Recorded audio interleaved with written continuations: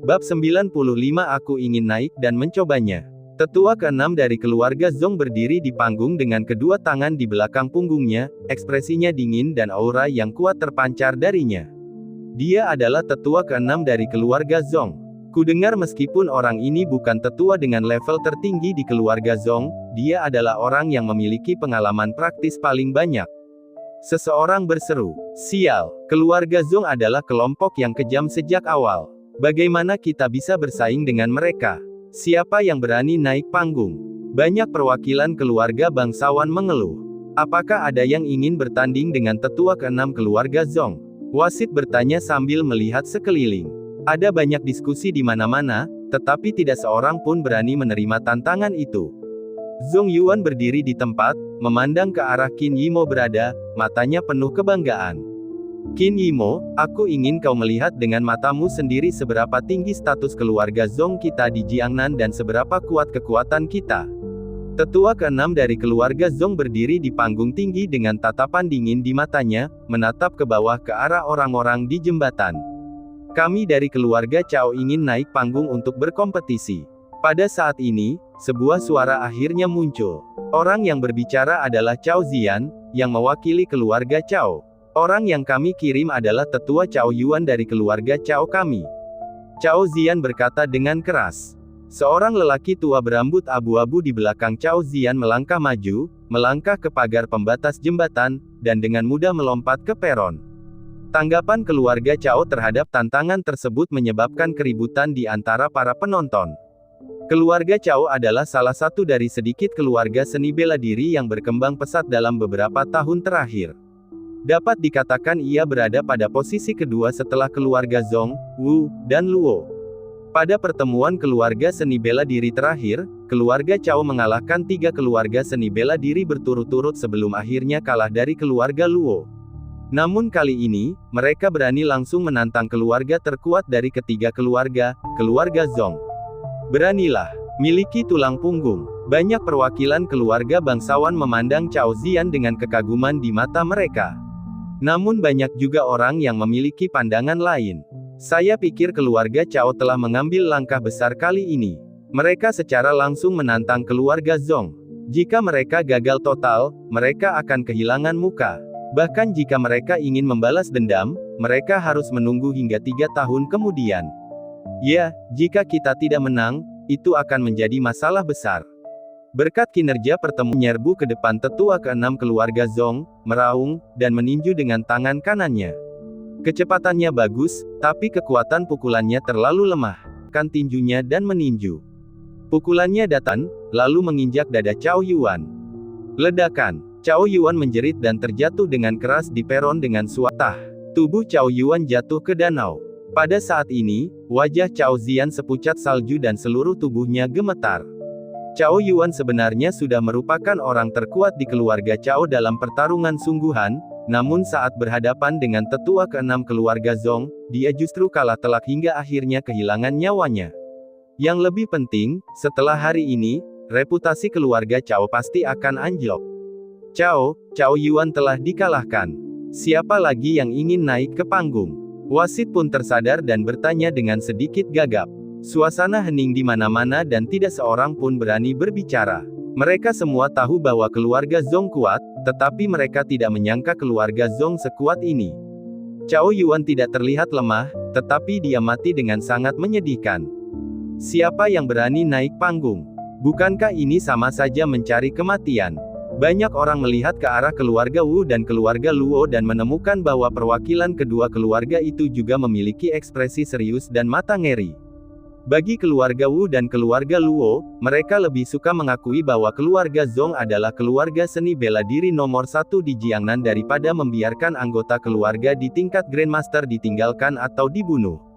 Bahkan keluarga Wu dan keluarga Luo tidak berani menerima tantangan tersebut. Tampaknya setelah pertemuan keluarga seni bela diri ini, keluarga Zong akan memperkuat reputasinya sebagai keluarga seni bela diri nomor 1 di Jiangnan.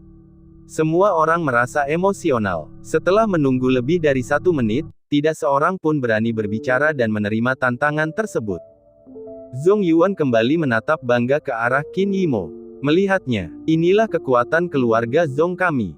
Tidak lebih buruk dari keluargamu di Beijing. Jika tidak ada yang berani menerima tantangan, kami akan membiarkan tetua keenam keluarga Zhong mengundurkan diri, kata wasit. Fang Yu, yang berada di antara penonton, tidak bisa duduk diam lagi. Melihat tetua keenam keluarga Zhong membunuh Cao Yuan tanpa ragu, dia tidak merasa ragu lagi. Tetua keenam keluarga Zhong telah mencapai tahap tengah dari tahap pendirian fondasi.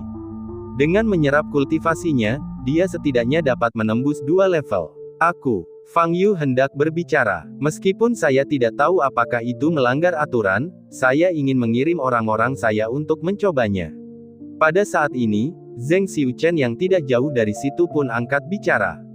Keluarga Zheng ingin berkuasa. Terjadi keributan di mana-mana. Ekspresi Zhong Yuan sedikit berubah dan dia menatap Zheng Xiuchen. Bagaimana menurutmu? Apakah itu tidak mungkin? Zheng Xiuchen menatap wasit dan bertanya. Yah, keluarga Zheng adalah keluarga seni bela diri di Huaibei, jadi mungkin, kata wasit dengan sedikit malu. Oh, kalau tidak berhasil, lupakan saja. Aku tidak berniat membiarkan keluarga Zheng menjadi pusat perhatian. Aku hanya sedikit penasaran apakah kekuatan tetua keenam ini lebih kuat daripada orang-orang yang kubawa bersamaku. Zheng Xiuchen berkata sambil tersenyum. Melihat kesombongan di wajah Zheng Xiuchen, Zhong Yuan tampak tidak senang. Orang ini jelas memandang rendah keluarga Zhong, dan bahkan seluruh keluarga seni bela diri Jiangnan. Kalau begitu, naiklah ke panggung. Keluarga Zhong akan membuat gebrakan besar hari ini. Bahkan keluarga Zheng dari Huaibei akan diinjak-injak. Tidak masalah, aku setuju kalau keluarga Zheng harus mengirim seseorang ke panggung. Zhong Yuan berkata dengan keras. Kakak, wajah Zhong Liyu sedikit berubah dan dia ingin menghentikannya. Mereka telah menginjak kepala kita, haruskah kita tahan saja? Zhong Yuan berkata kepada Zhong Liyu, lagi pula, aku percaya pada kemampuan tetua keenam, dia pasti bisa mengalahkan keluarga Zheng dengan mudah. Karena perwakilan keluarga Zhong tidak keberatan, keluarga Zheng dapat mengirim seseorang ke panggung. Wasit berkata kepada Zheng Xiuchen. Pelindung Dharma ketiga, apakah kamu baik-baik saja? Zheng Xiuchen berkata kepada lelaki tua di belakangnya. Guru, tentu saja saya tidak keberatan dengan hal itu. Jawab penjaga ketiga. Setelah mengatakan ini, ketiga penjaga keluarga Zheng menghilang seketika. Terdengar seruan dari seluruh penjuru. Ketika saya melihat lagi, pelindung Dharma ketiga sudah berdiri di panggung tinggi. Gerakan macam apa ini? Terlalu cepat. Seseorang berseru. Fang Yu, yang duduk di antara penonton, memandang ketiga penjaga keluarga Zheng dan sedikit menyipitkan matanya. Orang ini berada pada tahap akhir pembangunan fondasi, dan kekuatannya lebih dari 1 tingkat lebih tinggi daripada tetua keenam dari keluarga Zhong. Jika tidak ada hal yang tidak diharapkan terjadi, tetua keenam keluarga Zhong akan terbunuh seketika. Biarkan kompetisi dimulai, teriak wasit. Ketiga penjaga keluarga Zheng memancarkan aura ganas yang sangat menyeramkan. Ekspresi tetua keenam keluarga Zhong serius, tidak lagi santai seperti sebelumnya. Dia tahu bahwa lawan di depannya tidak kalah kuat darinya. Tetua keenam keluarga Zhong meraung keras, dan ki putih samar terpancar dari tubuhnya. Dia tiba-tiba mengangkat telapak tangan kanannya dan membanting.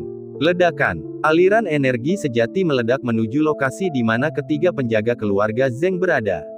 Ketiga penjaga keluarga Zheng melintas dan menghilang di tempat. Serangan telapak tangan ini meleset. Di mana orang-orangnya? Tetua keenam keluarga Zhong memiliki tatapan tegas di matanya. Dia memusatkan seluruh perhatiannya dan mencari 3 pelindung Dharma keluarga Zheng dengan sangat waspada. Aku di sini. Namun detik berikutnya, dia mendengar suara dingin datang dari atas kepalanya. Bagaimana mungkin, wajah tetua keenam keluarga Zhong berubah drastis dan dia mengangkat kepalanya. Tetapi saat ini, ketiga penjaga keluarga Zheng sudah menamparkan dengan 1 telapak tangan. Telapak tangan ini mengenai kepala tetua keenam keluarga Zhong. Ledakan. Bagaikan menghancurkan semangka, kepala tetua keenam keluarga Zhong meledak seketika, warna merah dan putih memercik bersamaan. Suasana hening di mana-mana, seolah belum ada seorang pun yang bereaksi. Namun sesaat kemudian, terdengar ledakan seru dan jeritan. Tetua keenam keluarga Zhong dibunuh dengan 1 pukulan. Ketika Zhong Yuan melihat pemandangan ini, wajahnya berkedut dan jantungnya hampir meledak. Dia tidak pernah membayangkan bahwa tetua keenam akan dikalahkan seperti ini. Kakak, wajah Zhong Liyu sepucat kertas dan bibirnya gemetar. Bau darah dari peron tercium kemana-mana. Beberapa orang belum pernah melihat pemandangan seperti itu dan tidak dapat menahan muntah. Tetua keenam keluarga Zhong masih berdiri di atas panggung, tetapi kepalanya telah menghilang dan darah masih mengalir dari lehernya yang patah. Penjaga ketiga keluarga Zheng menendang tubuh kaku tetua keenam keluarga Zhong ke dalam danau, lalu melihat sekeliling dengan jijik dan berkata dengan suara dingin. Siapa lagi yang ingin naik panggung? Terjadi keheningan di mana-mana. Semua orang memandang ketiga penjaga keluarga Zheng dengan ngeri. Bahkan tetua keenam keluarga Zhong yang paling kuat pun terbunuh seketika hanya dengan satu serangan. Siapa lagi yang berani naik panggung? Siapapun yang berkuasa mencari kematian. Jika kamu tidak berani naik panggung sendirian, kamu bisa naik bersama-sama. Aku tidak takut. Wali ketiga keluarga Zheng berbicara lagi. Kalimat ini tidak diragukan lagi merupakan ejekan terhadap seluruh komunitas seni bela diri Jiangnan. Banyak perwakilan keluarga bangsawan merasa malu, tetapi tidak ada yang dapat mereka lakukan karena kekuatan mereka memang jauh lebih rendah daripada keluarga Zheng. Kekuatan komunitas seni bela diri Jiangnan selalu diakui sebagai yang terlemah di seluruh Tiongkok. Sekarang setelah mereka bertemu dengan keluarga Zheng di Huaibei, hal ini telah terkonfirmasi.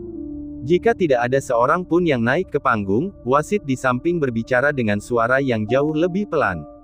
Masih terjadi keheningan di mana-mana.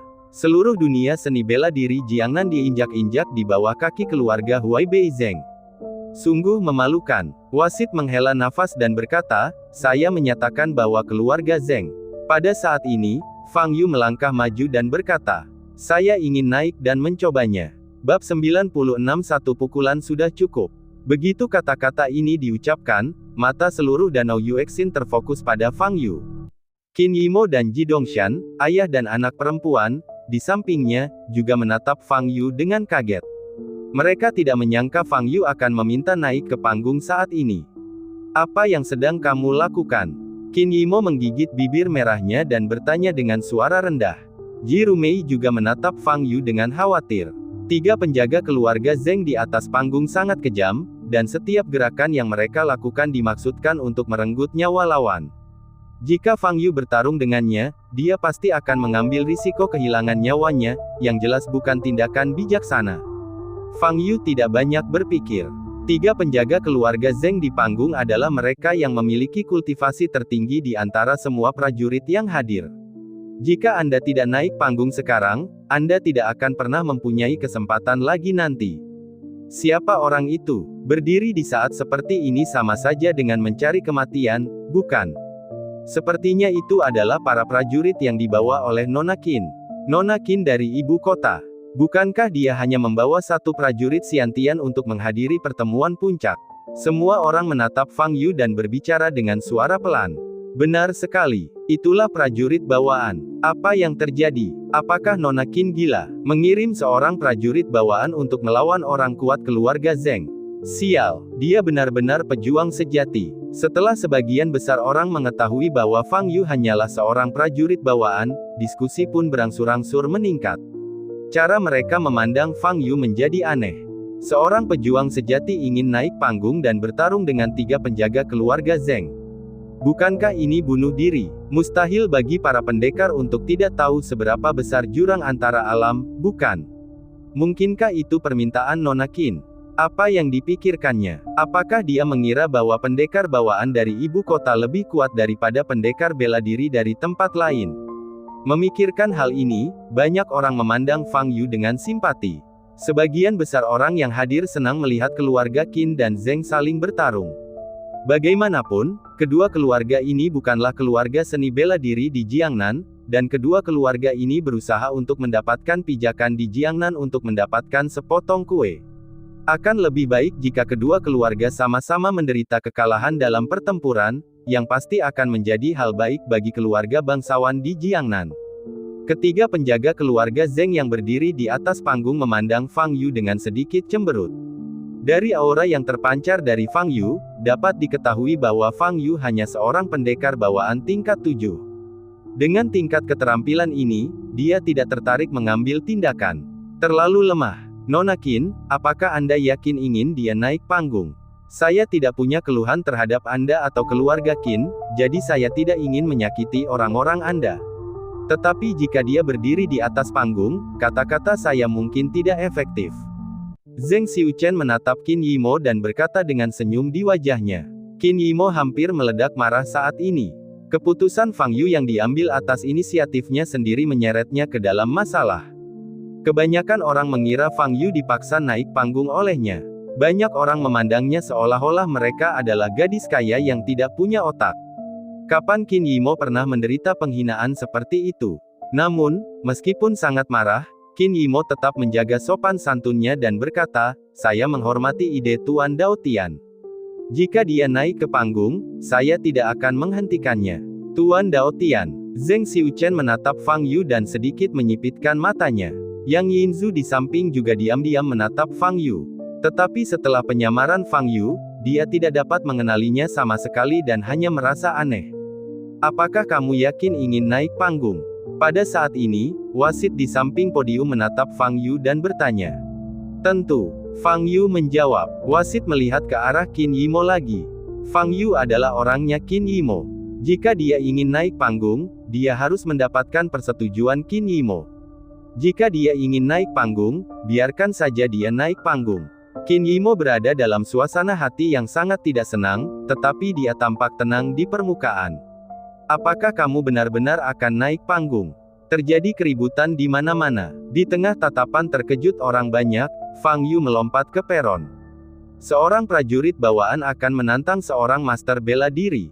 Terlebih lagi, master bela diri ini bukan hanya master biasa, dia adalah wali ketiga dari keluarga Zheng di Huaibei. Kekuatannya sangat tirani, dan keenam tetua keluarga Zhong terbunuh seketika di depannya hanya dengan satu pukulan. Saya telah melihat banyak orang berusaha bertahan hidup, tetapi sangat jarang melihat orang yang mencari kematian. Terutama orang seperti ini yang mencari kematian di depan umum, ini adalah pertama kalinya saya melihatnya. Seseorang mendesah.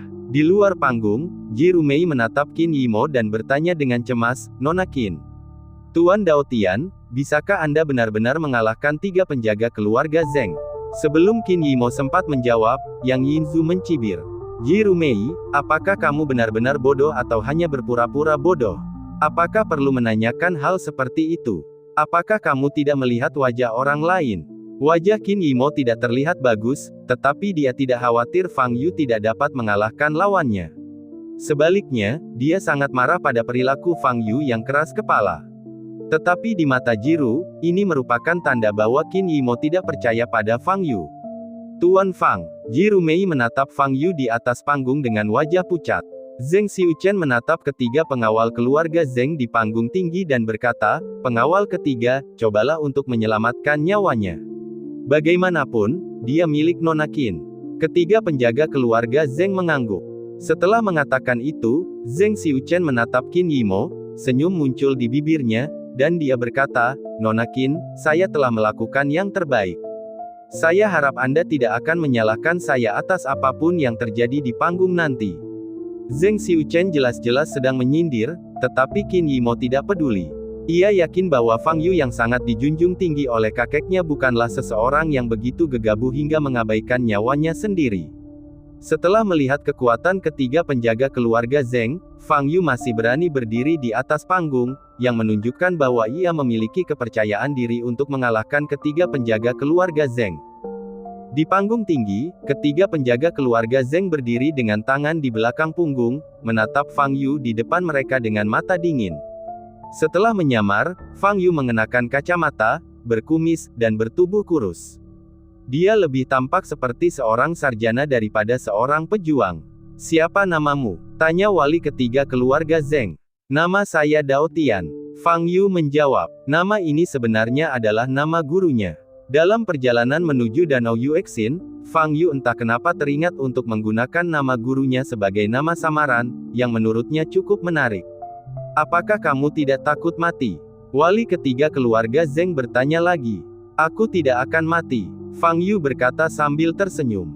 Penjaga ketiga keluarga Zheng menggelengkan kepalanya pelan dan berkata, dengan tingkat kultivasimu, aku bahkan tidak perlu bergerak untuk menghancurkan kepalamu. Apakah kamu sekuat itu? Fang Yu terkejut. Ketiga penjaga keluarga Zheng mendengus dingin, tampak meremehkan. Dia telah berada di alam Grandmaster selama 18 tahun dan hampir mencapai ambang alam berikutnya.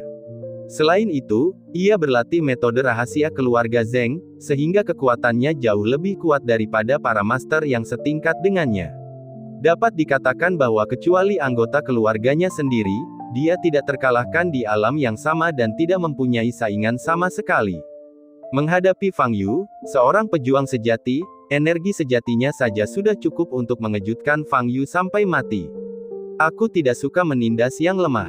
Bagaimana kalau begini, aku akan membiarkanmu memukulku 3 kali terlebih dahulu, lalu aku akan bertindak. Kata wali ketiga keluarga Zheng dengan suara dingin. Setelah kata-kata itu diucapkan, semua orang yang hadir tampak aneh. Di arena, ini adalah penghinaan terbesar. Dia membiarkanmu meninjunya 3 kali sebelum dia menyerangmu.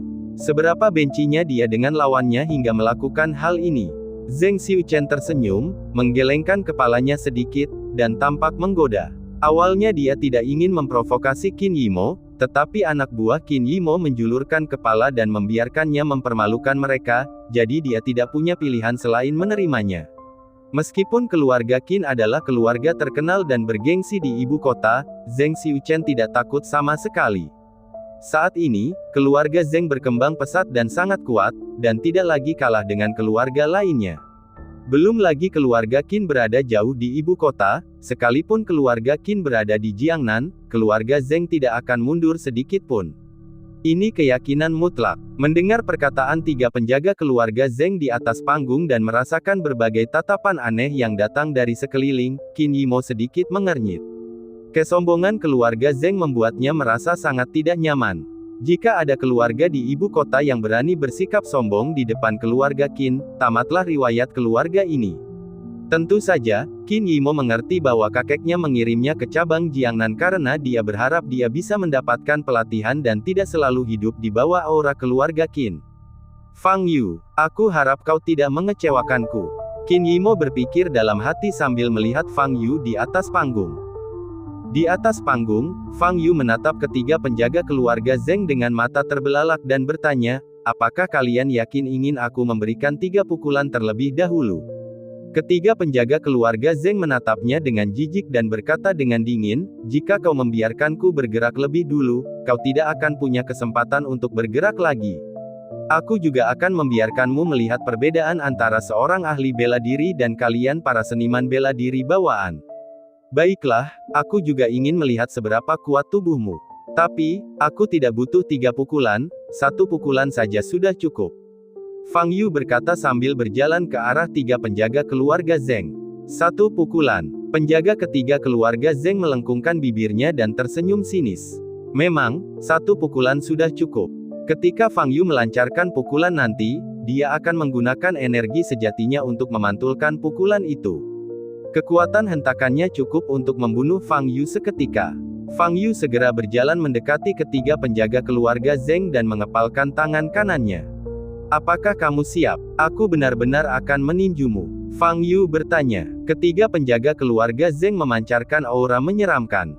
Jika Dao Tian benar-benar berani meninju, dia pasti akan terbunuh oleh hentakan ki sejati dari 3 penjaga keluarga Zheng. Semakin keras dia meninju, semakin kuat hentakan yang akan dia terima. Kata seorang master di antara hadirin. Dao Tian ini benar-benar berani mendekatiku.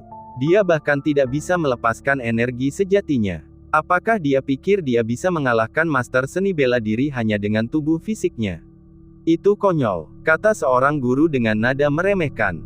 Dengan pukulan ini, aku khawatir dialah yang akan mati, desah master lainnya. Zhong Yuan dan Zhong Liu, yang berdiri lebih jauh, juga menatap Fang Yu. Kakak, apa pendapatmu tentang orang ini? Tanya Zhong Liu. Zhong Yuan belum pulih dari kematian tetua ke-6 keluarga Zhong, dan wajahnya masih sepucat kertas. Namun, saat mendengar pertanyaan Zhong Liu, dia tetap mencibir dan berkata, omong kosong. Apa kau benar-benar berpikir bahwa prajurit bawaan yang dibawa oleh keluarga Qin akan jauh lebih kuat daripada prajurit bawaan lainnya? Bahkan tetua ke-6 terbunuh dalam sekejap, jadi Dao Tian ini pasti mati lebih menyedihkan. Di platform tinggi, Fang Yu sedikit menekuk lututnya dan mengepalkan tangan kanannya, tetapi tidak ada aura di tubuhnya. Ketiga penjaga keluarga Zeng berdiri dengan tangan di belakang punggung, tidak menanggapi Fang Yu dengan serius sama sekali. Mata Fang Yu berbinar, dan dia meninju dada penjaga ketiga keluarga Zeng. Bab 97 Keluarga Zeng yang menjijikkan. Ketiga penjaga keluarga Zeng telah mempersiapkan diri dengan baik, dan aura kuat tiba-tiba keluar dari tubuh mereka. Di depannya, dinding tak terlihat yang terbentuk dari energi sejati muncul. Pukulan Fang Yu akan mengenai dinding energi sejati yang terkondensasi dan kemudian mengalami pantulan. Namun detik berikutnya, ketika tinju Fang Yu bertabrakan dengan dinding energi sejati, wajah ketiga penjaga keluarga Zeng berubah. Ledakan. Hampir dalam sekejap, dinding energi sejati dihancurkan oleh tinju Fang Yu. Bagaimana ini mungkin? Ketiga penjaga keluarga Zeng mengubah ekspresi mereka dan ingin menanggapi, tetapi sudah terlambat. Tinju Fang Yu telah mengenai dadanya. Retakan. Penjaga ketiga keluarga Zeng matanya terbelalak, dan terlihat jelas ada lubang berbentuk kepalan tangan yang penyok di dadanya. Dia terbang mundur seperti layang-layang yang talinya putus. Fang Yu melangkah maju dan meraih kakinya untuk mencegahnya terlempar dari peron. Kemudian, Fang Yu mencengkeram tubuh penjaga ketiga keluarga Zeng dengan satu tangan dan membantingnya keras ke peron. Engah. Penjaga ketiga keluarga Zeng meludahkan banyak darah, jatuh ke tanah, tubuhnya sedikit berkedut, dan dia tidak dapat berdiri. Fang Yu menatapnya dan menghela napas lega. Untungnya, aku tidak mati. Terjadi keheningan di mana-mana. Wajah mereka yang awalnya berekspresi main-main dan menunggu untuk melihat akhir menyedihkan Fang Yu berubah. Mereka menatap panggung dengan mata terbuka lebar, bola mata mereka hampir keluar. Tiga penjaga keluarga Zeng baru saja jatuh seperti itu. Ada ketidakpercayaan di mata semua orang. Zhong Yuan di kejauhan tertegun dan berdiri di sana dengan ekspresi membeku. Dia merasa mukanya ditampar keras, sakitnya seperti terbakar. Di sisi lain, Qin Yimo dan Ji Rumei tersenyum. Mereka awalnya khawatir pada Fang Yu, tetapi sekarang tampaknya kekhawatiran mereka tidak perlu. Kekuatan Fang Yu benar-benar seperti jurang tak berdasar. Wajah Zheng Xiuchen muram, dan dia menatap Fang Yu di atas panggung dengan tinjunya terkepal. Bagaimana caranya? Meskipun ketiga penjaga bagi setiap keluarga seni bela diri, anggota klan tingkat master merupakan aset yang amat penting. Kecepatannya begitu tinggi sehingga kebanyakan orang tidak bereaksi tepat waktu. Detik berikutnya, 7 penjaga dewa, serangan ini pasti akan membunuhnya. Pada saat ini, semua penonton tersadar dan berseru. Tidak seorang pun menyangka keluarga Zeng begitu tidak tahu malu hingga melanggar aturan di depan begitu banyak orang. Wajah Qin Yimo berubah drastis, dan Ji Rumei bahkan berteriak. Di atas panggung, belati di tangan 7 penjaga keluarga Zeng hendak menyentuh leher Fang Yu. Ledakan. Pada saat ini, aura yang sangat mengerikan tiba-tiba meledak dari Fang Yu. Semburan energi dahsyat meledak darinya, dan para penonton di sana sangat terkejut hingga mereka tidak dapat berdiri tegak. 7 penjaga keluarga Zeng yang paling dekat dengan Fang Yu adalah yang pertama menanggung beban serangan itu. Belati di tangannya langsung hancur, dan seluruh orang itu terkejut dan terlempar mundur. Kamu benar-benar tidak punya rasa malu sama sekali. Fang Yu berdiri dan berkata ringan sambil menatap ketujuh penjaga keluarga Zeng yang melayang di udara sejauh puluhan meter. 7 penjaga keluarga Zeng memiliki ekspresi jelek di wajah mereka, meraung dengan marah, dan semburan energi sejati terpancar dari tubuh mereka. Tinju penguasa. Dia mempercepat langkahnya dan menyerbu ke arah Fang Yu, mengepalkan tangan kanannya dengan erat, sementara cahaya putih menyambar tinjunya. Cahaya putih menyala di udara, dan ledakan sonik yang tajam terdengar. Banyak orang di sekitar menutup telinga mereka dengan ekspresi kesakitan. Menghadapi pukulan dahsyat itu, Fang Yu tetap tenang. Dia mengangkat tangannya dan kemudian mengepalkannya di udara. Ledakan. Aksi ini terlihat ringan dan lembut, hanya sekadar tos biasa. Namun detik berikutnya, tekanan udara di sekitarnya tiba-tiba turun. Semua orang merasakan bahu mereka turun, seolah ada sesuatu yang berat tiba-tiba menekan mereka. Engah. 7 penjaga keluarga Zeng yang terbang di udara tiba-tiba memuntahkan seteguk darah. Sebelum mereka bisa bergegas ke Fang Yu, mereka kehilangan keseimbangan dan terjatuh dengan keras di peron. Mereka berguling beberapa kali dan akhirnya berguling ke kaki Fang Yu. Saya paling benci orang yang melakukan serangan diam-diam. Fang Yu menatap ketujuh penjaga keluarga Zeng dan berkata dengan dingin. Begitu dia selesai berbicara, Fang Yu mengangkat kakinya. 7 penjaga keluarga Zeng membuka mata mereka lebar-lebar, dipenuhi rasa takut.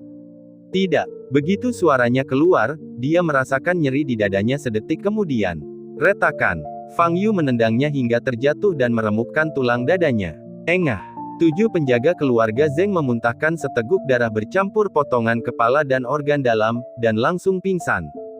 Fang Yu menatap ketujuh penjaga keluarga Zeng di kakinya dengan tatapan acuh tak acuh. Suasana di sekitarnya kembali sunyi senyap. Semua orang memandang Fang Yu seakan-akan mereka melihat dewa. 3 kali. Dari awal hingga akhir, Fang Yu hanya membuat 3 gerakan. Dengan 3 serangan, dia menjatuhkan 2 penjaga tingkat master keluarga Zeng ke tanah dan membuat mereka tidak bisa bergerak. Betapa mengerikannya kekuatan ini. Aura pada dirinya jelas merupakan aura seorang prajurit bawaan. Tetapi kekuatannya jauh melampaui level alam ini. Jika ini bukan Tuhan, lalu apa? Inilah Tuhan yang turun ke bumi. Wajah Zeng Xiuchen sangat muram, tangannya terkepal, dan tubuhnya sedikit gemetar. Dia tidak menyangka Dao Tian di panggung begitu kuat. Bahkan 7 penjaga yang melakukan serangan diam-diam pun diinjak-injak olehnya. Siapa sebenarnya Dao Tian ini? Mengapa dia tidak dikenal sebelumnya jika dia memiliki kekuatan yang begitu kuat? Zeng Xiuchen menatap Fang Yu dengan tatapan ngeri. Pada saat ini, Fang Yu tiba-tiba mengangkat kepalanya dan menatap mata Zeng Xiuchen. Zeng Xiuchen merasakan embusan dingin yang teramat sangat menusuk sekujur tubuhnya, dan jantungnya bergetar hebat. Fang Yu hanya melirik Zeng Xiuchen, lalu berjongkok, meraih kepala 7 penjaga keluarga Zeng, dan mengaktifkan teknik melahap jiwa. Selagi pria ini masih bernafas, Fang Yu harus menyerap kultivasinya secepat mungkin, jika tidak saat dia meninggal, energi spiritual di dantiannya akan langsung hilang dan tidak bisa diserap lagi. 1 lantai, 2 lantai, 3 lantai. Setelah menyerap kultivasi 7 penjaga keluarga Zeng, Fang Yu menerobos 3 tingkat secara berturut-turut. Mata Fang Yu berbinar gembira, dan dia berjalan kembali ke 3 penjaga keluarga Zeng dan terus menyerap. 1 lantai, 2 lantai, 3 lantai, 3 lantai lagi. Fang Yu menembus 6 level secara berturut-turut dan mencapai level 9855 tahap pemurnian Qi. Orang-orang di sekitar hanya menatap setiap gerakan Fang Yu dengan linglung, dan tidak ada seorang pun yang berani bersuara. Bahkan ketiga wasit dari Asosiasi Seni Bela Diri hanya berani melihat Fang Yu dari jauh dan ragu untuk melangkah maju.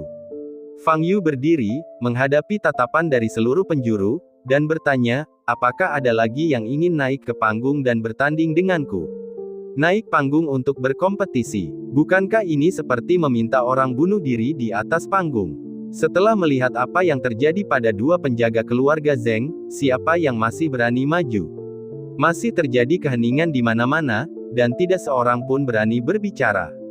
Qin Yimo lah yang pertama kali tersadar dan berkata, Dao Tian, turunlah. Fang Yu memandang sekelilingnya dan mendapati semua orang tengah menatapnya dengan ngeri dan kosong. Nampaknya tak seorang pun akan berdiri lagi. Fang Yu sedikit kecewa. Dia melompat turun dari peron dan mendarat di depan Zeng Xiuchen. Zeng Xiuchen segera mundur beberapa langkah. Meski dia berusaha tetap tenang, sedikit kepanikan tampak di matanya. Jangan takut, kamu tidak ada di panggung. Aku akan mematuhi peraturan dan tidak akan menyerangmu. Fang Yu berkata sambil tersenyum. Wajah Zeng Xiuchen tampak sangat jelek. Perkataan Fang Yu jelas-jelas mengejeknya karena tidak mengikuti aturan. Pada saat ini, orang-orang di sekitar memandang Zeng Xiuchen dengan jijik. Keluarga Zeng memang sangat berkuasa, tapi aku tidak menyangka gaya mereka begitu vulgar. Jika orang yang ada di panggung kalah, dia akan mengirim seseorang untuk menyerang lawannya.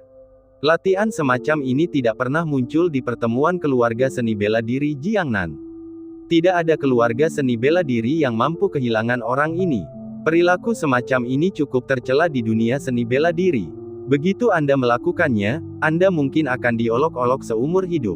Tetapi keluarga Zeng tidak hanya melakukannya, tetapi juga gagal, yang bahkan lebih memalukan. Mereka mengatakan keluarga Huai Bei Zeng begitu berkuasa, tetapi sekarang tampaknya mereka biasa saja. Tidak peduli seberapa kuat mereka, apa pentingnya. Setelah hari ini, semua orang tahu seperti apa karakter keluarga Zheng. Siapa yang masih akan menghormati keluarga Zheng di masa depan? Keluarga Zheng sungguh menjijikkan. Lambat laun muncul lebih banyak diskusi, dan diskusi menjadi semakin keras, semuanya menyalahkan keluarga Zheng. Mendengar komentar ini, wajah Zheng Xiuchen menjadi semakin buruk, dan seluruh tubuhnya gemetar. Ia tidak pernah menyangka bahwa suatu hari ia akan menghadapi situasi seperti ini, di mana ia dikritik oleh semua orang. Yang Yinzu, yang berdiri di sampingnya, juga tampak pucat wajahnya. Zheng Xiuchen adalah pendukung terbesarnya. Jika sesuatu terjadi pada Zheng Xiuchen, dia juga akan celaka. Jangan lakukan hal-hal yang tidak bermoral seperti itu lagi di masa depan. Orang-orang memiliki mata yang tajam. Fang Yu berkata sambil tersenyum. Setelah melewati 5 level berturut-turut, dia dalam suasana hati yang baik. Ayo pergi. Zheng Xiuchen tidak tahan lagi menerima ejekan seperti itu dan berbalik untuk pergi. Aku tidak bilang aku membiarkanmu pergi. Fang Yu berkata dengan nada tiba-tiba. Bab 98 Guru Long menyatakan perang. Tubuh Zheng Xiuchen membeku, ekspresinya kaku. Kamu telah melakukan hal yang begitu kotor, setidaknya kamu harus meminta maaf padaku, kan? Fang Yu berkata dengan ringan.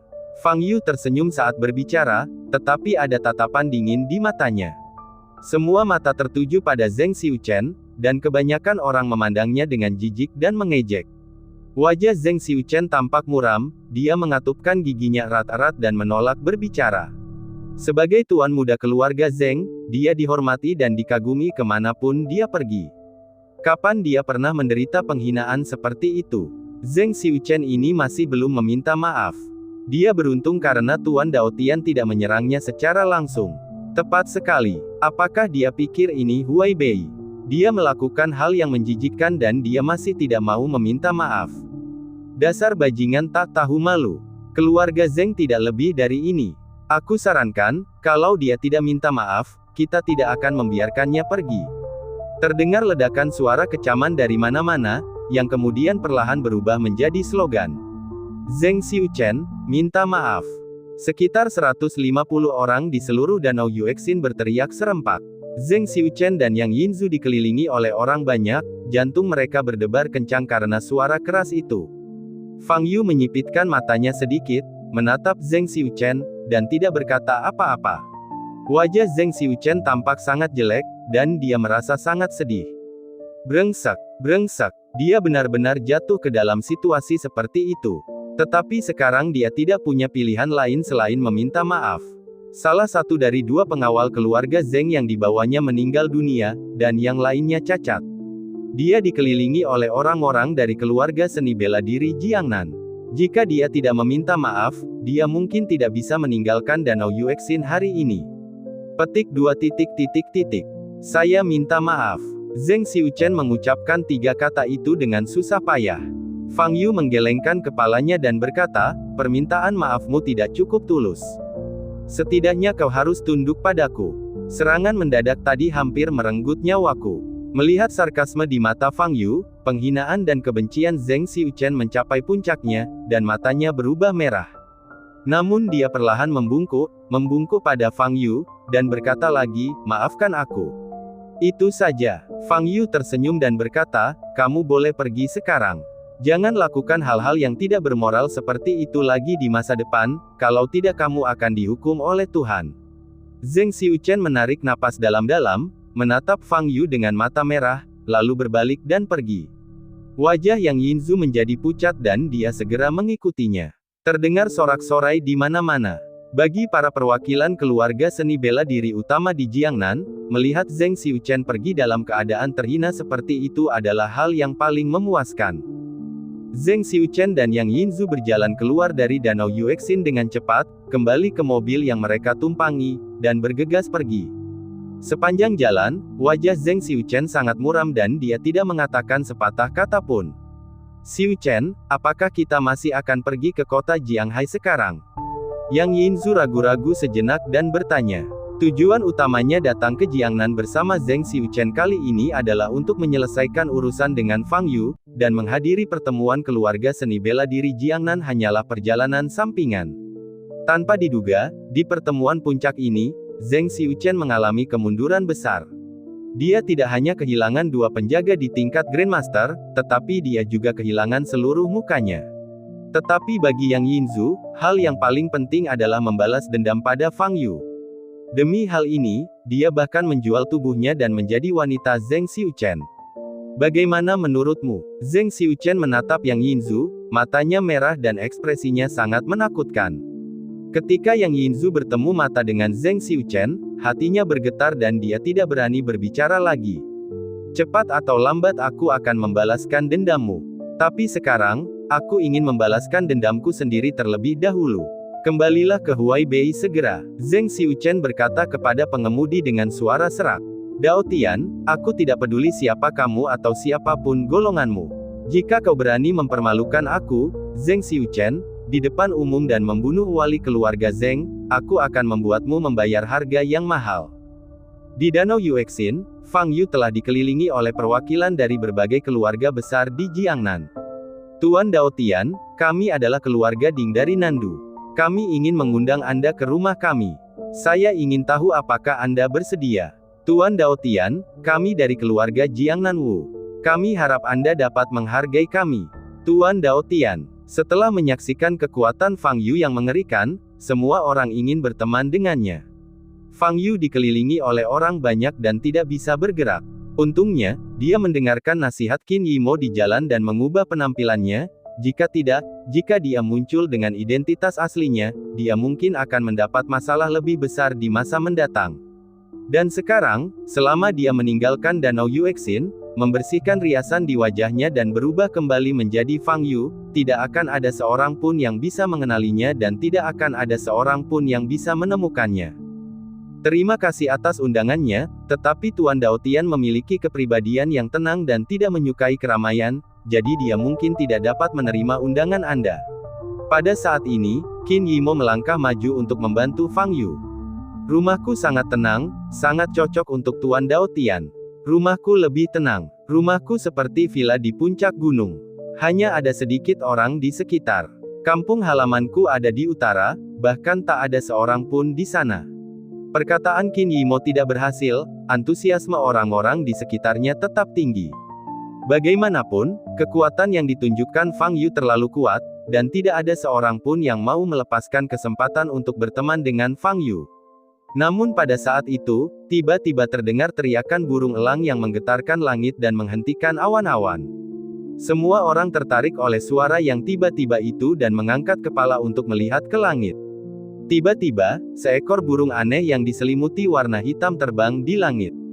Wajah ketiga wasit dari Asosiasi Seni Bela Diri berubah sedikit ketika mereka melihat burung aneh ini. Mereka tahu bahwa ini adalah Tuan Jiangnan, hewan peliharaan kesayangan Guru Long, Black Hawk. Elang hitam terbang di depan tiga wasit berjubah putih dan mendarat di bahu wasit di tengah. Wasit dengan ekspresi serius melepas surat yang diikatkan di kaki Black Hawk. Surat ini dikirim oleh Black Hawk, jadi isi surat itu pasti ditulis oleh Guru Long sendiri. Apa yang sedang terjadi? Wasit membuka surat itu, melihatnya sekilas, dan wajahnya berubah. Dia segera melompat ke panggung tinggi dan menggunakan ki sejatinya untuk mengirimkan suaranya, sambil berkata, semuanya, harap diam. Saya akan membaca surat yang ditulis sendiri oleh Grandmaster, penguasa gerbang naga, yang mulia Guru Long. Mendengar nama itu, suasana langsung menjadi sunyi. Kuno seperti naga, ini adalah legenda di wilayah Jiangnan. Dia juga diakui sebagai orang terkuat di Jiangnan. Guru Long mengirim surat, dan suratnya akan dibacakan pada pertemuan puncak hari ini. Itu pasti pengumuman suatu acara besar. Baru-baru ini, aku telah mencapai puncak alam Grandmaster. Aku akan mengasingkan diri untuk beberapa waktu guna menembus alam martial honor. Setelah aku keluar dari pengasingan, aku akan membawa murid-murid Longmen ke Jiangnan untuk membunuh Fang Yu, membalaskan dendam murid-muridku yang tercinta Guyan dan Yang Jian, dan memulihkan reputasi Longmen. Aku secara khusus menulis surat ini untuk mengumumkannya kepada dunia. Wasit membacakan kata demi kata. Setelah mendengar isi surat ini, semua orang terkejut. Guru Long akan segera menerobos ke ranah martial honor. Ini berita besar. Komunitas seni bela diri Jiangnan selalu lemah, dan selama bertahun-tahun tidak ada seorang pun yang mampu memasuki ranah master seni bela diri. Dan sekarang, Yang Mulia Guru Long akhirnya muncul. Akankah dia menjadi satu-satunya master seni bela diri di wilayah Jiangnan dalam 100 tahun terakhir?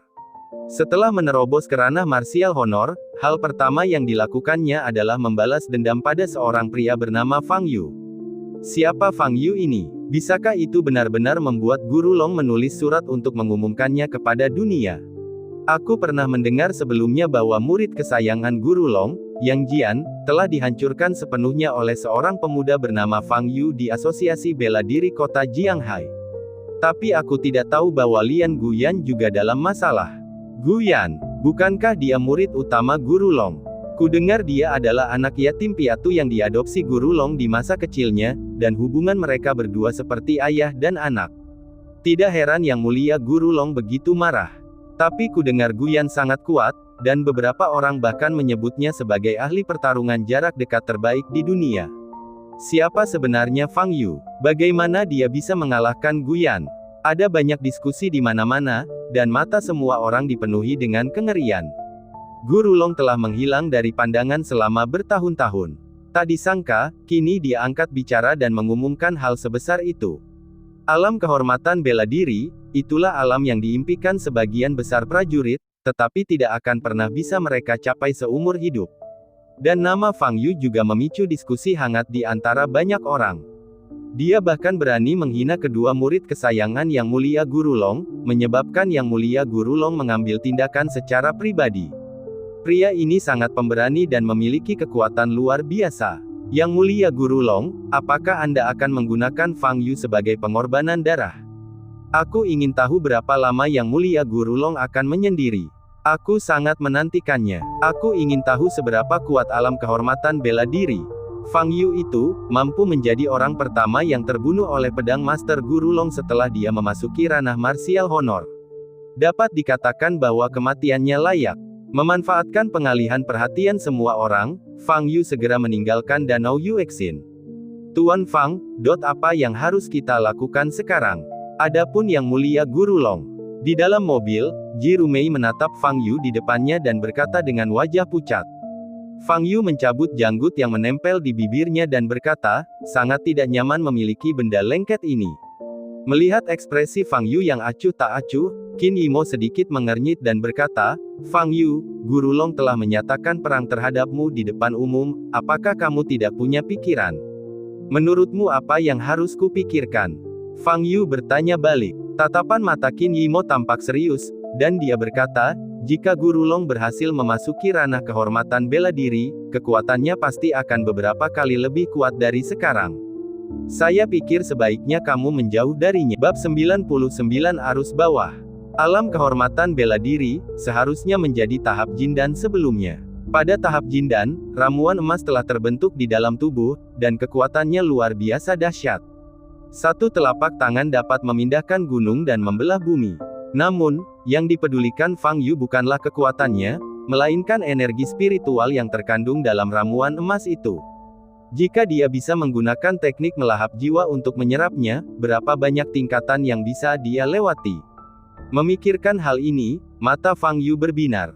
Fang Yu, aku akan menelepon kakek dan bertanya kepadanya apa yang harus dilakukan. Jika aku bisa membawamu ke keluarga Qin untuk berlindung, aku yakin Guru Long tidak akan berani, kata Qin Yimo. Tetapi ketika mendengar ini, Fang Yu tidak dapat menahan tawa terbahak-bahak. Biarkan dia dilindungi oleh keluarga Qin. Belum lagi Fang Yu, bahkan Qin Wudao mungkin akan terlihat aneh jika mendengar tentang ini. Melihat senyum di wajah Fang Yu, Qin Yimo merasa tidak senang dan bertanya, apa yang kamu tertawakan? Menurutku itu lucu saja. Fang Yu menjawab, sebenarnya, aku sangat penasaran. Apakah kamu memandang rendah keluarga Qin kita? Qin Yimo tidak dapat menahannya lagi. Dia menyilangkan lengannya dan bertanya dengan wajah tegas. Itu jelas bukan penghinaan, itu adalah emosi yang sulit dijelaskan. Misalnya, saya bertemu dengan seorang gangster yang mengancam akan memukul saya, dan kemudian seorang anak berhidung ingusan di sebelah saya mengatakan dia ingin melindungi saya, kata Fang Yu. Wajah Qin Yimo sangat muram, dan amarahnya membuat napasnya menjadi semakin berat. Fang Yu, sebenarnya kau menyamakan keluarga Qin dengan anak ingusan. Apakah dia tahu apa itu keluarga Qin? Beraninya dia mengatakan hal seperti itu. Ji Dongshan dan putrinya, yang berdiri di samping, juga memandang Fang Yu dengan ngeri. Tuan Fang, berani sekali Anda mengatakan hal seperti ini tentang keluarga Qin di depan Qin Yimo. Fang Yu, jangan pergi terlalu jauh. Qin Yimo menahannya lama sebelum mengucapkan kata-kata ini. Pendidikan dan cara bergaulnya membuat dia sulit mengucapkan hal yang tidak mengenakan lagi. Aku tidak bermaksud jahat dengan ucapanku. Kalau kamu tidak percaya, ulangi saja pada kakekmu dan dengarkan apa katanya, kata Fang Yu. Dia juga memintaku mengulanginya kepada kakek. Kalau sampai kakek mendengar perkataan yang tidak sopan seperti itu, apalagi dari mulut Fang Yu, orang yang sangat dia sayangi, mungkin dia akan marah sekali dan mati saja. Qin Yimo memalingkan wajahnya dengan ekspresi dingin. Dia memutuskan untuk tidak peduli lagi dengan hidup dan mati Fang Yu. Biarkan saja siswa SMP yang rendah hati, egois dan sombong ini berjuang sendiri. Fang Yu tahu bahwa Qin Yimo sangat marah, tetapi dia tidak menjelaskannya karena dia mengatakan yang sebenarnya.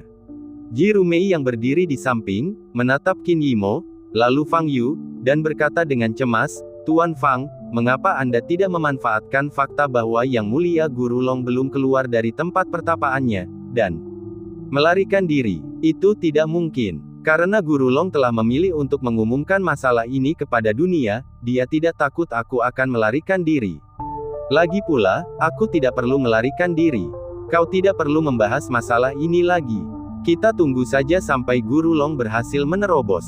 Kalau dia sampai gila, aku tidak perlu melakukan apapun, kata Fang Yu. Kunci untuk menerobos tahap pembangunan fondasi ke tahap ramuan emas adalah kondensasi ramuan emas. Jika terjadi kesalahan pada proses pemadatan ramuan emas, semua usaha sebelumnya bisa jadi sia-sia, atau bahkan tubuhnya bisa meledak dan mati. Sebuah pangkalan rahasia dibangun di pegunungan sebuah pulau kecil di Saudi. Wajahnya dingin, matanya bersinar dengan cahaya ungu yang aneh, dan dia berkata, baru-baru ini, kita telah menderita terlalu banyak korban dari pria berambut merah yang duduk di tengah meja konferensi berkata dengan nada feminin. Namanya Clark, dijuluki pedang iblis, dan dia adalah kepala cabang Oseania. Tercela, Viper memiliki tingkat keberhasilan 100% dalam misi-misi sebelumnya dan tidak pernah gagal. Kau bilang dia hanya tahu cara menggunakan cara-cara tercela. Iron Man, Rhodes tampak sedikit tidak puas dan mengerutkan kening. SWAT Demon, Clark memainkan kukunya dan tidak berkata apa-apa. Tidak perlu berdebat tentang hal-hal yang tidak penting ini. Fokus pembicaraan kita hari ini adalah pria bernama Fang Yu. Duduk berhadapan dengan Clark, seorang lelaki tua dengan wajah layu seperti tengkorak, berbicara. Namanya Claude, juga dikenal sebagai si mati hidup, dan dia adalah kepala cabang Asia Barat. Saya sarankan untuk mengirim pembunuh tingkat raja ke China untuk menyelesaikan masalah ini sekali dan untuk selamanya, kata Clark. Sekali dan untuk selamanya. Jika pembunuh tingkat raja gagal, berapa banyak kerugian yang akan diderita organisasi kita? Kata Edward, si hantu listrik. Apakah kau pikir pembunuh tingkat raja pun tidak sebanding dengan Fang Yu? Clark berkata dengan mata sedikit menyipit. Saya tidak setuju dengan pendekatan berisiko tinggi sebelum saya memahami kekuatan lawan, kata Edward. Ada cara lain. Kita bisa secara anonim memasang hadiah besar di web gelap untuk menarik pembunuh independen di daftar gelap untuk membantu kita menguji kekuatan Fang Yu, bagaimana? Claude, si zombie, menyarankan. Mendengar ini, Violet mengangguk. Metode ini adalah yang terbaik, karena dapat menghindari segala risiko dan membiarkan orang lain menginjak ranjau darat terlebih dahulu. Jadi, Violet berkata, saran Claude bagus, mari kita lakukan. Jadi, berapa banyak yang harus kami tawarkan? Claude bertanya. 100 juta dolar, kata Violet. Keempat lainnya mengangguk setuju. 100 juta dolar AS, ini adalah angka yang sangat besar. Itu adalah godaan besar bagi pembunuh manapun. Tetapi bagi organisasi Violet, uang ini tidak ada artinya. Sebagai organisasi pembunuh teratas dunia, mereka menghasilkan lebih dari 10 miliar dolar AS setahun. Selain itu, kita masih perlu mengirim agen intelijen untuk mengumpulkan semua informasi tentang Fang Yu. Semakin rinci semakin baik. Violet memesan lagi. Pada hari ini, hadiah besar muncul di web gelap. Hadiah sebesar 100 juta dolar AS ditujukan pada seorang pemuda Tiongkok bernama Fang Yu. Selama Anda membunuh Fang Yu, Anda bisa mendapatkan bonus besar ini. Di bawah godaan uang besar, semua pembunuh tidak bisa tinggal diam. Bahkan banyak pembunuh yang masuk dalam daftar gelap sekarang bersiap dan bersemangat untuk mencobanya. Saat itu sudah pukul 5.20 sore ketika Fang Yu kembali ke kota Jianghai. Qin Yimo pergi dengan marah, dan Fang Yu meminta Ji Rumei untuk membawanya ke kebun sayur. Dia jarang pergi ke kebun sayur untuk menyiramnya akhir-akhir ini. Jika ini terus berlanjut, sayuran kemungkinan besar akan mati. Fang Yu membawa seember air sungai dan hendak membawanya kembali ke kebun sayur ketika telepon seluler di sakunya berdering. Fang Yu, ayahku tiba-tiba muntah darah dan pingsan, tolong datang dan selamatkan dia, kata Tang Xiaorou dengan suara menangis di telepon. Ketika Fang Yu tiba di rumah Tang, seorang pengawal sedang menggendong Tang Mingde keluar rumah, dan sekelompok orang mengikuti di belakangnya, ingin membawa Tang Mingde ke rumah sakit bersama. Fang Yu ada di sini. Biarkan Fang Yu melihat ayahku dulu. Tang Xiaorou sangat gembira saat melihat Fang Yu. Apa yang kau lihat? Cepat bawa dia ke rumah sakit. Mingde tiba-tiba muntah darah dan pingsan. Dia pasti menderita penyakit akut. Akan terlambat jika kita tidak membawanya ke rumah sakit. Tang Wenyuan berkata keras dari samping. Tapi Fang Yu tahu pengobatan. Tidak ada dokter yang bisa menyembuhkan penyakit kakek. Fang Yu, kata Tang Xiaorou dengan sedikit perubahan ekspresi. Apa yang kau tahu, bocah nakal? Mingde harus dikirim ke rumah sakit. Aku tidak percaya orang ini adalah dokter ajaib. Tang Mingyuan melirik Fang Yu dan berkata. Setelah berkata demikian, dia mendesak pengawalnya untuk maju terus. Paman, kamu, Tang Xiaorou sangat marah hingga matanya memerah.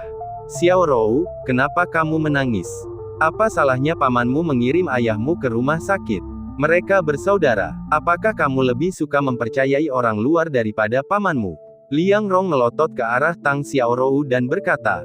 Sementara mereka berdebat, Fang Yu mengamati Tang Mingde. Pada saat ini, mata Tang Mingde terpejam, wajahnya sepucat kertas, tetapi bibirnya berwarna merah cerah yang aneh. Fang Yu menyipitkan matanya sedikit dan menatap tangan Tang Mingde yang tergantung lagi. Kuku pada kedua tangan memang agak hitam. Jelaslah dia diracun. Bab 100 Aku mencari Fang Yu. Fang Yu tidak tahu racun apa itu, tetapi dia yakin itu adalah gejala keracunan. Tang Wenyuan dan istrinya masih berdebat dengan Tang Xiaorou, sambil mendesak pengawal untuk membawa Tang Mingde ke mobil dan mengirimnya ke rumah sakit. Melihat tindakan pasangan itu, Fang Yu sedikit mengernyit. Jangan berdebat lagi. Suruh Mingde ke ruangan dan biarkan Dokter Fang memeriksanya. Aku percaya padanya. Pada saat ini, Tuan Tang, yang sedang duduk di kursi roda, keluar dari ruangan dan berkata, Ayah. Wajah Tang Wenyuan berubah cemas dan dia ingin mengatakan sesuatu. Jangan bicara apa-apa lagi. Segera taruh Mingde di tempat tidur di kamar agar Dokter Fang bisa memeriksanya. Mata Tuan Tua Tang tajam dan suaranya agung. Tang Wenyuan dan Liang Rong saling berpandangan dan tidak berkata apa-apa lagi. Tang Mingde dibaringkan di tempat tidur di kamarnya, dan Fang Yu mengulurkan tangan dan merasakan denyut nadinya. Denyut nadinya sangat lemah, itu berbahaya. Fang Yu segera menyuntikkan energi sejati ke dalam tubuhnya, menembus pembuluh darah dan meridiannya, dan mengeluarkan racun dalam darahnya. Tak lama kemudian, rasa dingin muncul di wajah Tang Mingde dan seluruh tubuhnya mulai berkeringat.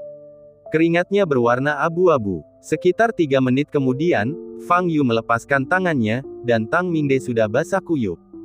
Fang Yu, bagaimana kabar ayahku? Mata indah Tang Xiaorou penuh dengan kekhawatiran dan kegugupan. Jika terlambat 3 atau 5 menit, mereka pasti tidak bisa diselamatkan lagi.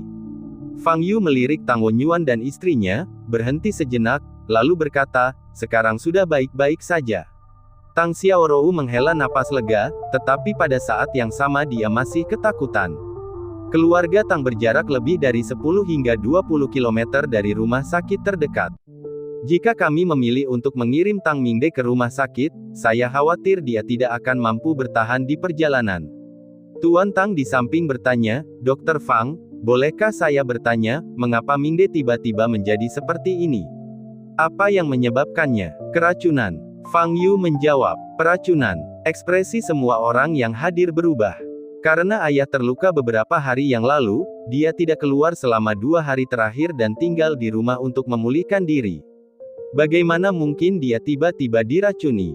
Tang Xiaorou berkata dengan wajah pucat.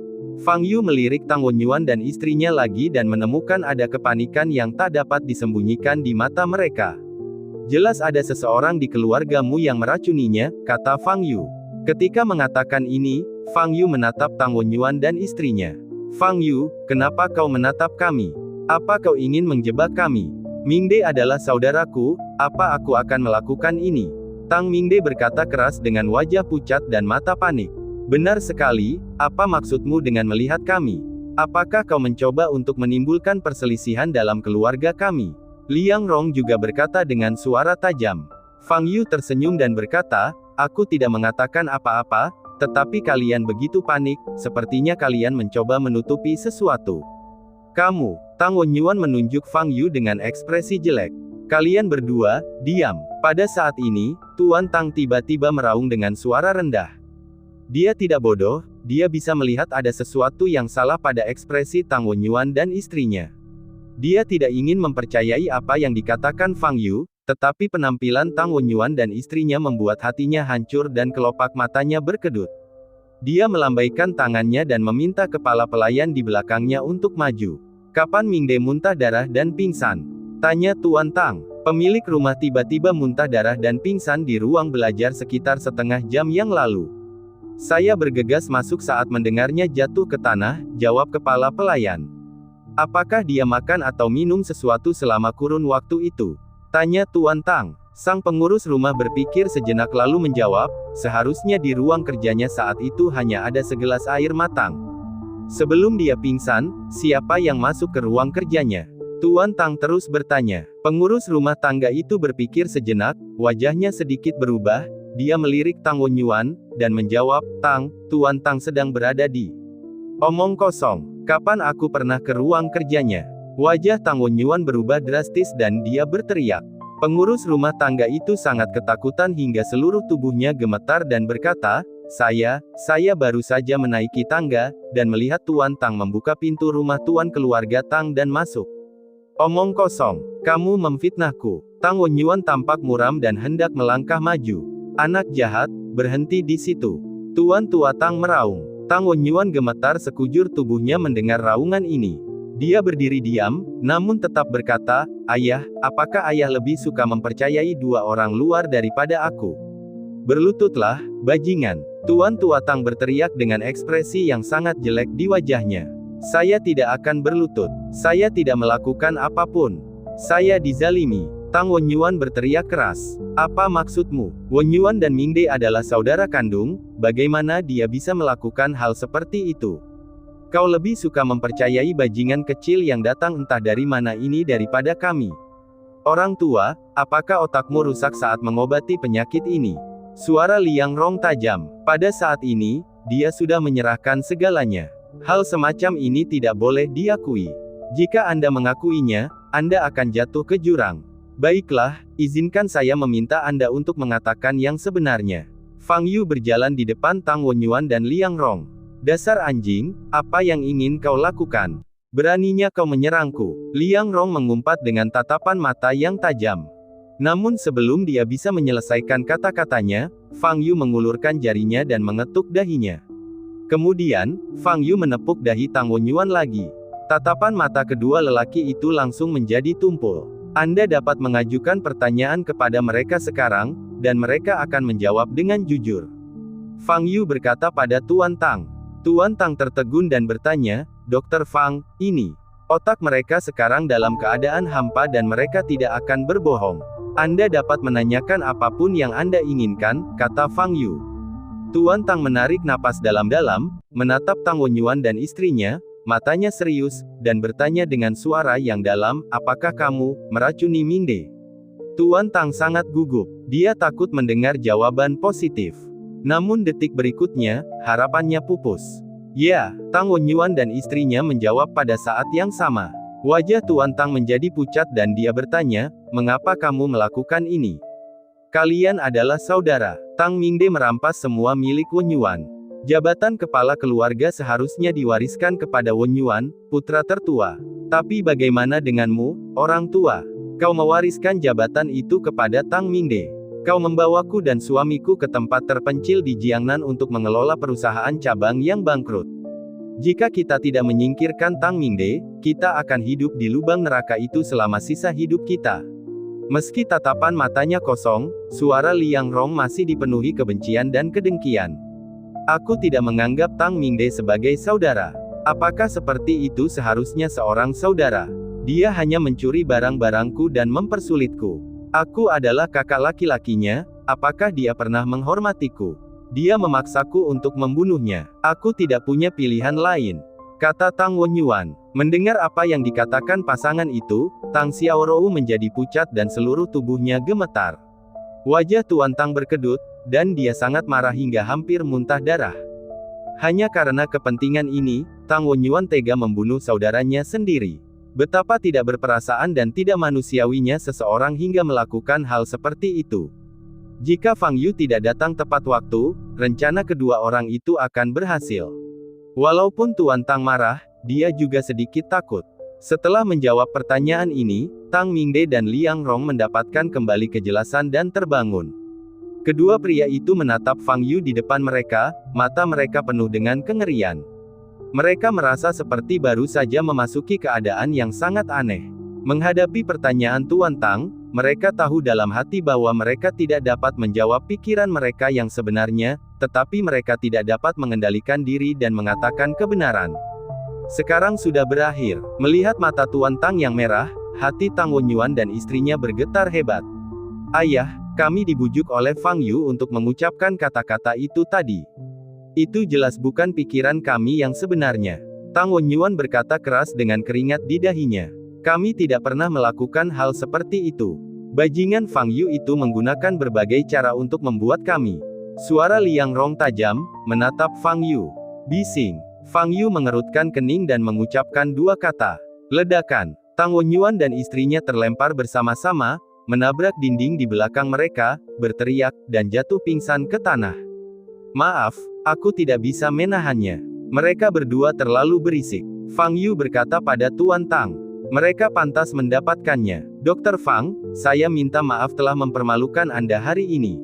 Keluarga Tang kami. Tuan Tua Tang menggelengkan kepalanya, wajahnya tampak layu, seolah-olah dia telah menua beberapa tahun.